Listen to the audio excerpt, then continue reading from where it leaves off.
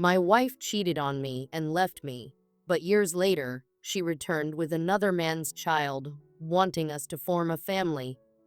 Here's some background. I never thought my life would take such an unexpected and painful turn. My name is Alex, and I'm 37 years old. My ex-wife, Angela, is 36. We met when we were both 25, working at the same company. Angela was everything I thought I wanted in a partner: intelligent, driven, and compassionate. We clicked instantly and began dating. After 2 years, we got married. Life was amazing. We traveled, explored new hobbies, and built a future together. A few years into our marriage, we had our first daughter. I vividly remember the day she was born. It was one of the happiest moments of my life.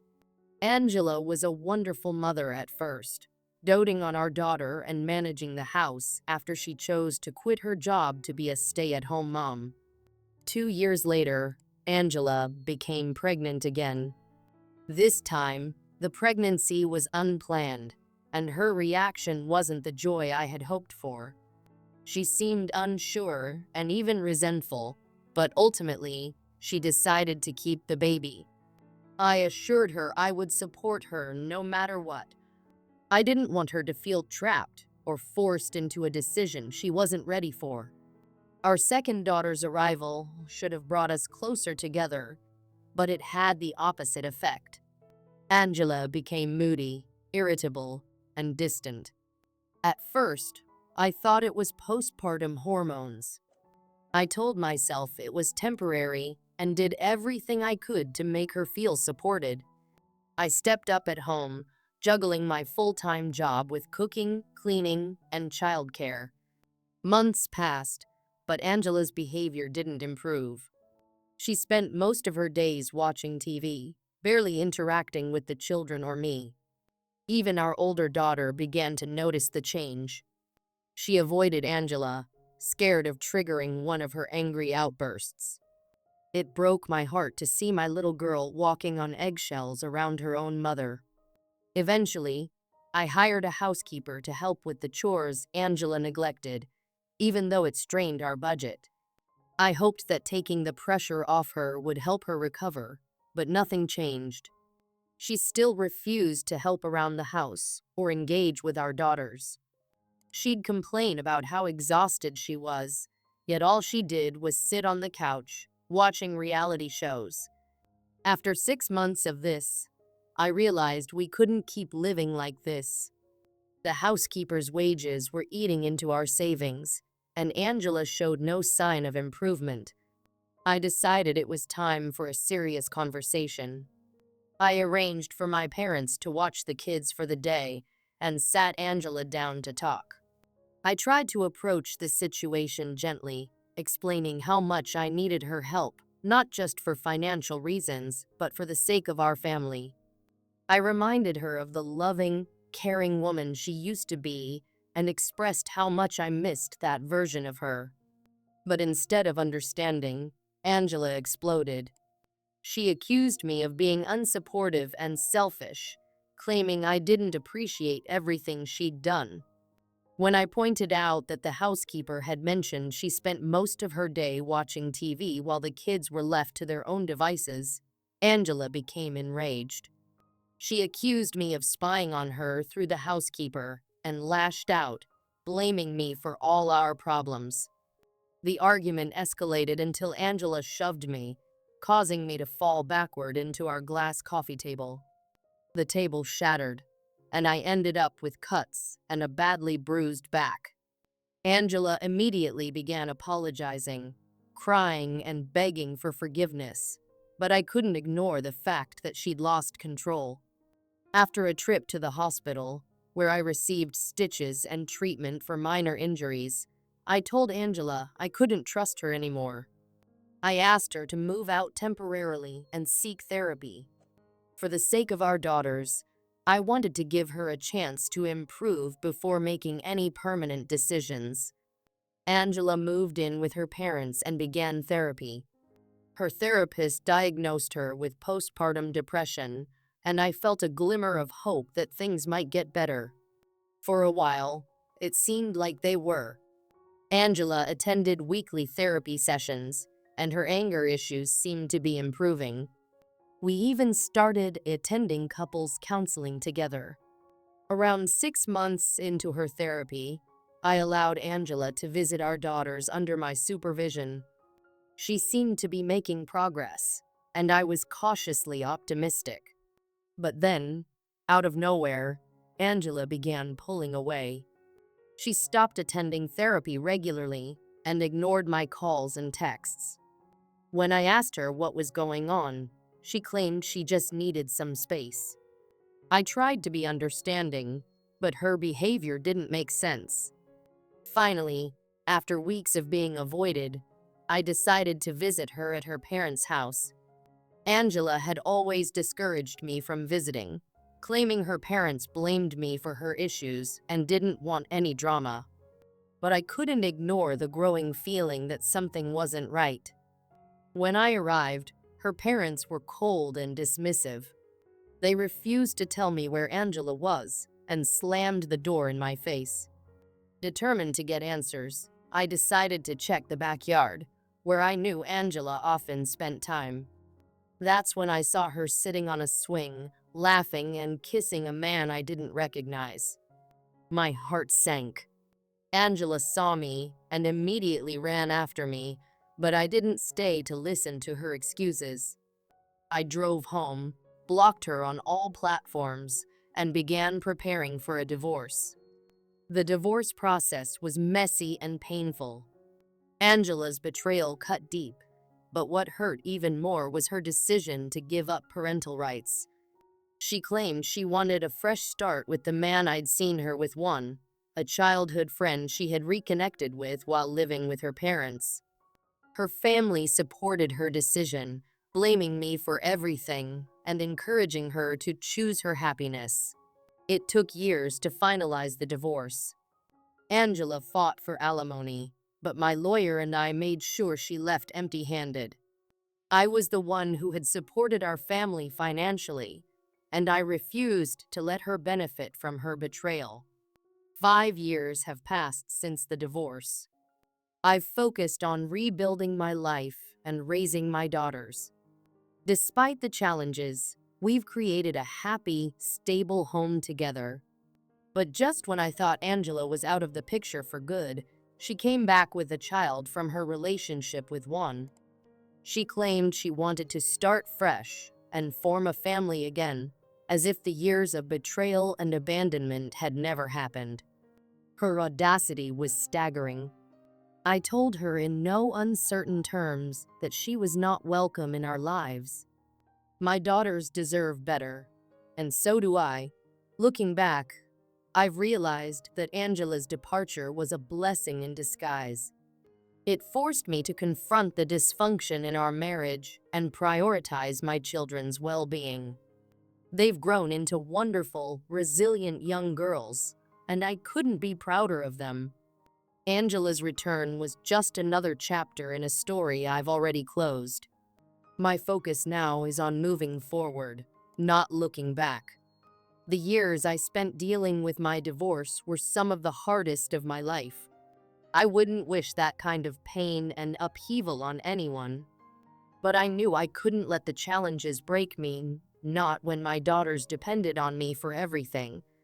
They had no one else but me, and that knowledge became my strength. Every sleepless night, every long workday, and every tear shed was worth it because I was doing it for them. Thankfully, I wasn't completely alone. My parents stepped in to help when they could, offering support and babysitting to make the transition a little easier.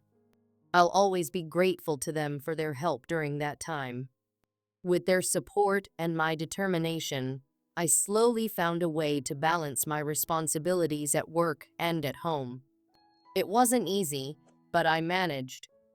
Fast forward 5 years, and the life I rebuilt was far better than anything I could have imagined during those dark times. What once felt like the worst thing that could happen turned out to be a blessing in disguise. If I hadn't made the difficult decision to leave Angela, I wouldn't be where I am today. My career has flourished, allowing me to provide a comfortable life for my daughters. We've moved into a larger home, and I don't have to worry about financially supporting anyone but myself and my girls. My parents live nearby and visit occasionally, and I have a great circle of friends who genuinely care about me. Most importantly, my daughters are thriving. They're happy, healthy, and surrounded by love. Seeing them smile every day reminds me that I made the right choice for all of us. For a long time, I felt like everything in my life was finally in its proper place. But just when I thought I'd put my past behind me, Angela reappeared, shattering the peace I had worked so hard to build. It happened a few days ago. The girls were at school, and I was getting ready to leave for work.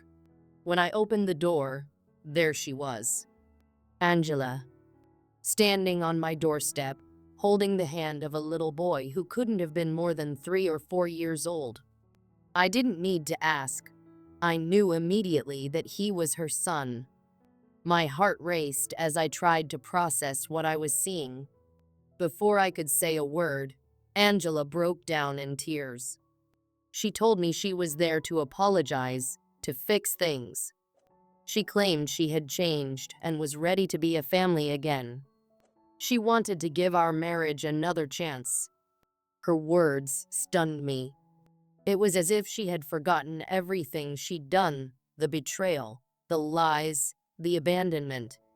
How dare she come back now after all these years and act like it was her decision to pick up where we left off? I stood there, my mind racing, before I finally found the clarity I needed.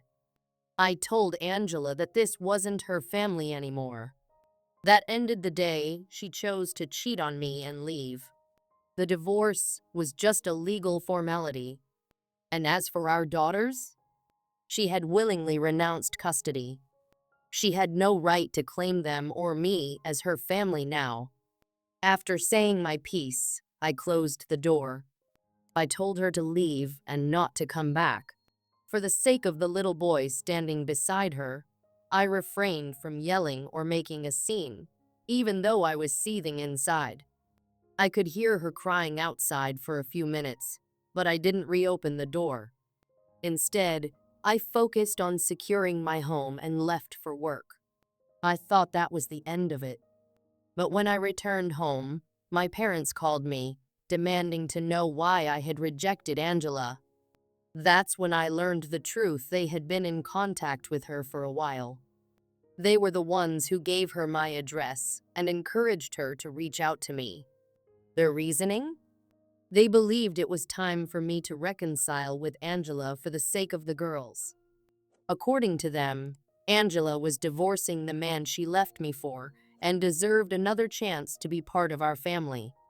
They even had the audacity to accuse me of being selfish for not letting her back into our lives. I was furious. How could they make such a decision without consulting me? It wasn't their place to forgive Angela or decide that she deserved to be part of our lives again. My daughters were thriving without her. They didn't need a mother who had abandoned them for someone else. But the betrayal didn't end there. Over the next few days, I uncovered more shocking truths that left me questioning everything I thought I knew about my parents and Angela. It turns out that my parents had been secretly helping Angela stay connected to our daughters for years. After the divorce, I cut Angela out of my life completely. She had made her choices, and I had no intention of letting her back in. But my parents saw things differently.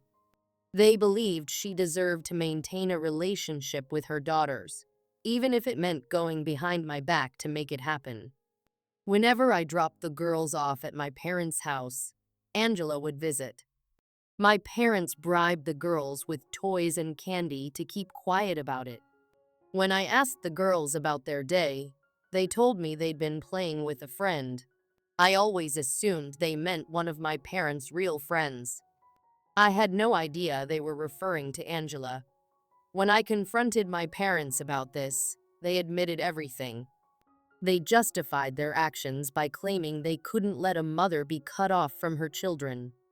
They even said I was wrong for keeping Angela away from the girls in the first place. To them, I was the villain in this story, but their betrayal didn't stop there. Angela had manipulated my parents into believing she was trapped in her new life. She told them she regretted leaving her family and wanted to stay connected with her daughters. My parents, moved by her pleas, decided to help her regardless of how I might feel about it. Angela's situation had apparently been dire.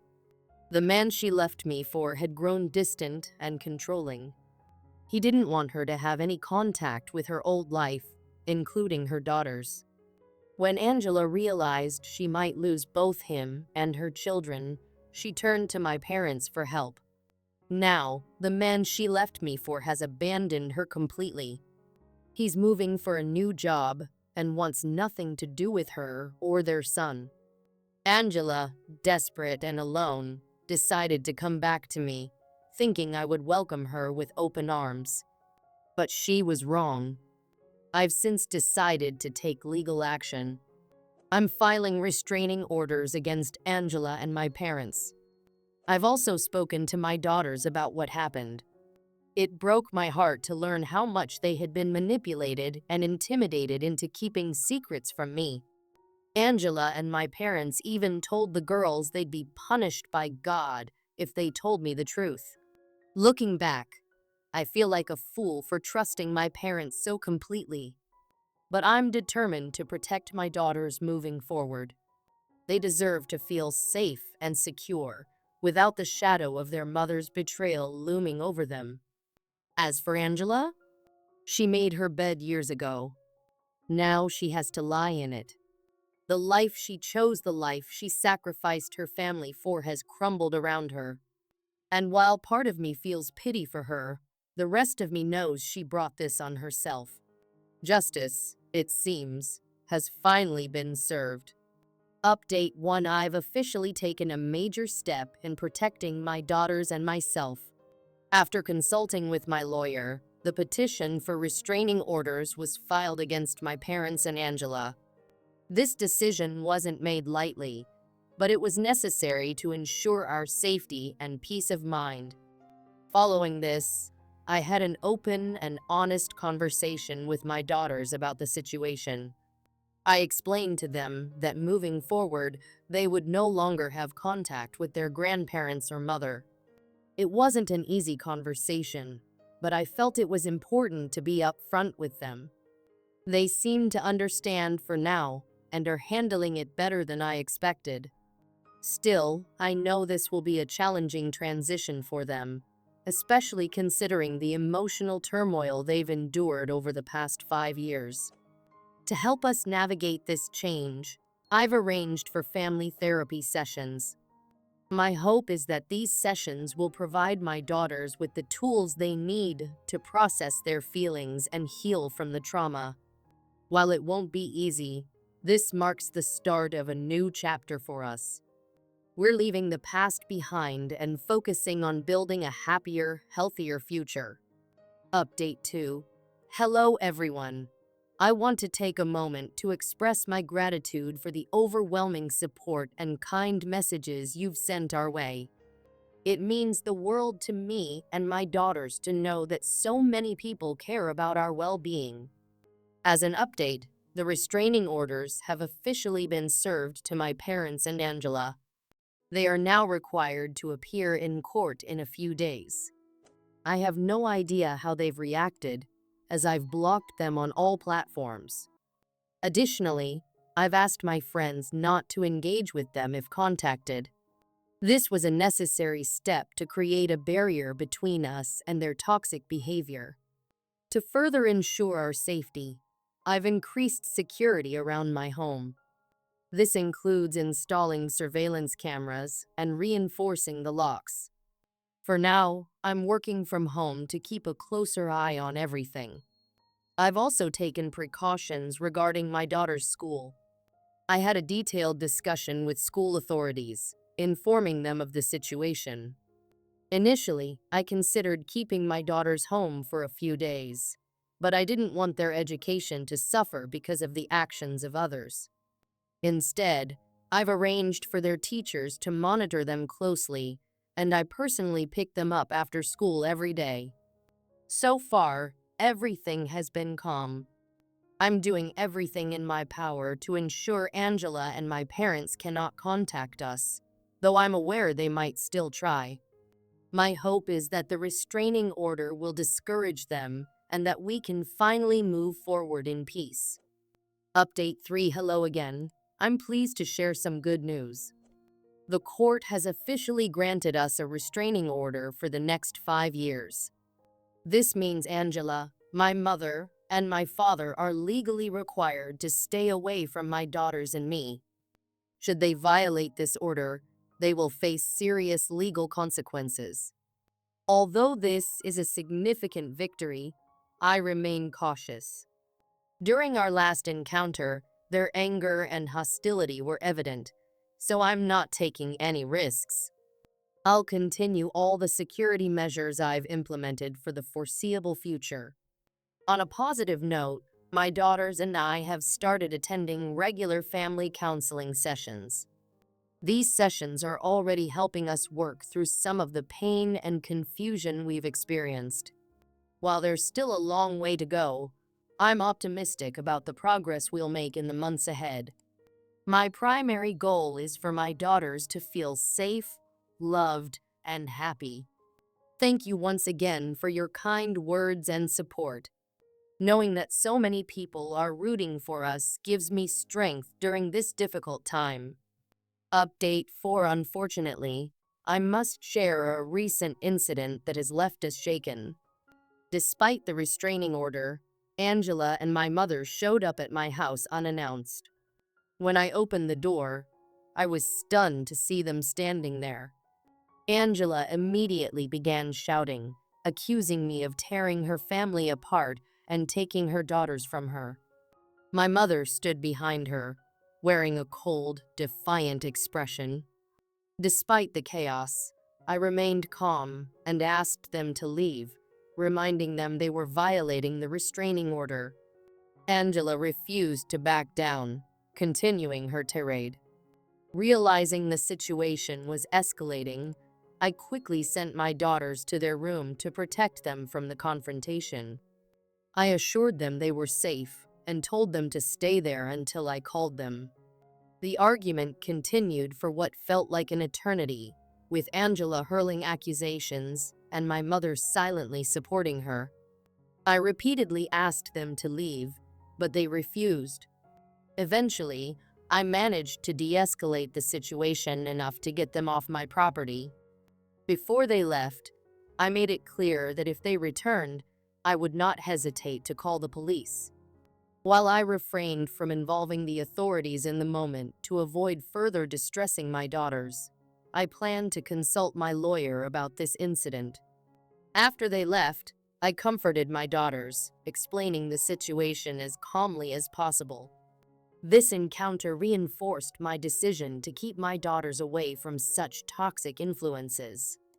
While it's heartbreaking to think about Angela's son growing up in such an environment, my priority remains protecting my own children.